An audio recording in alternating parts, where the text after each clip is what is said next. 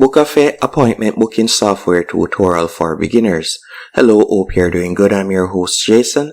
In this tutorial, I'll be showing you how to create an online booking page using Bookafy.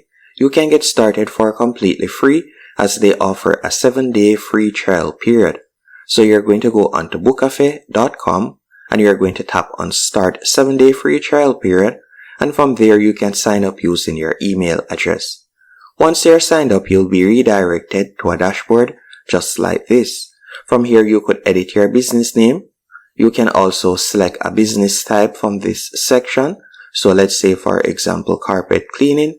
You can select the business type, upload your business logo, and you can also fill in the About Us section, and you can add in your business email and phone number. Once you're finished doing that, what I want you to do next is you're going to go over to the left-hand menu option and you're going to tap on Availability. After selecting Availability, this is where you'll be able to set up your booking time, that you'll be able to set up your schedule better yet. So you can see the information right here, but we are going to be editing that. So you're going to tap right where you see click here, and you're going to be redirected to a new page. Once on this new page, you're just going to tap on the pencil icon. After tapping on the pencil icon, from here you could edit the personal information, so you could change the name and so on. If you would like to change the extension URL, you can tap on the pencil icon and you could edit the URL. After filling in that information, you could tap on User Availability, and this is where you'll be able to select the hours that you will be available. So let's say, for example, we'll be available from 9 a.m. to 5 p.m. So we can select that right there. So let me do that. And you could do this for all of the days that you're available. And if you don't want to work for a particular day or you won't be available, you can simply toggle it off, close for business.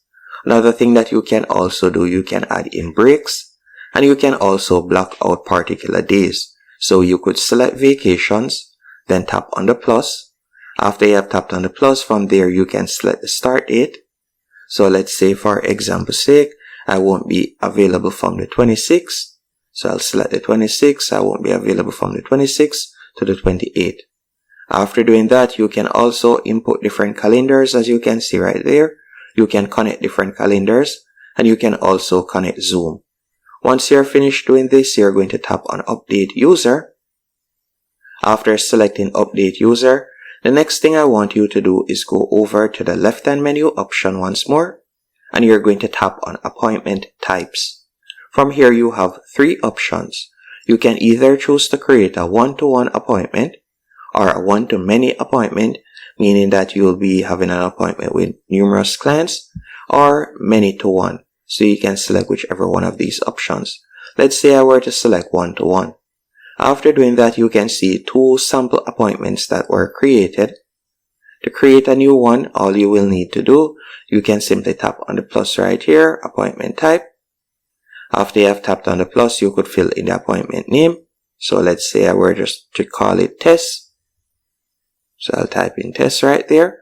Then you can fill in the price. And that is another thing with this platform. You can set it up so you'll be able to also accept payments. Then you can add in the duration, and you could add in a description right there, and you can select where you will be having the meeting.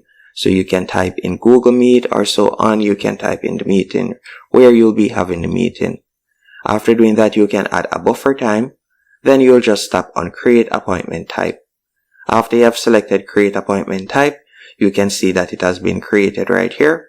And if you were to tap on the link, you can see how it looks. So they'll be able to visit the page, select the date that they like to book you for, and then from there they can select the time. So you can see it right there. And let's say, for example, 10 a.m. Then they'll fill in their full name and email address. So it's as easy as that to create a booking link. And if it is a case that you would like to share all 3 options, so let's say you set up more than one appointment type, all you'll need to do is tap on Appointments from the top left-hand corner. Then from there, all you'll need to do, you can tap on the link icon in the top right-hand corner. And if we were to tap on the link icon, from there you'll see the different meetings. So you have the 30-minute meeting, you have the quick call meeting, as you can see right there. So all of the meetings will be available. You can also tap on calendar from the left-hand menu option, and from here you will be able to view the bookings that you have gotten for a particular day, or you'll be able to manually add a booking if you want. And to add customers or to view customer information, you can select customers from the left-hand menu option, and then from there you'll be able to see the customers, or you can manually create a customer. Also, by tapping on integrations from the left-hand menu option, you will see different platforms that you can integrate, and you can also edit a particular button. So let's say you like to edit the Book Now button, you can tap on choose the button type, and from there you can edit it. You can also tap on get the embed code, and you'll be able to collect the embed code so that you can put it on your external website if you have a different website. Also, if you were to go up to the top navigation bar, you can see different platforms that you can quickly integrate also. For example, MailChimp, and by tapping on payments, you can also connect Stripe and Authorize.net. And you can also connect GoToMeeting, Zoom, and so on. So you have numerous options that you can quickly integrate. And that's it. Hope you found this tutorial helpful and informative. If you did, be sure to hit the like button and subscribe.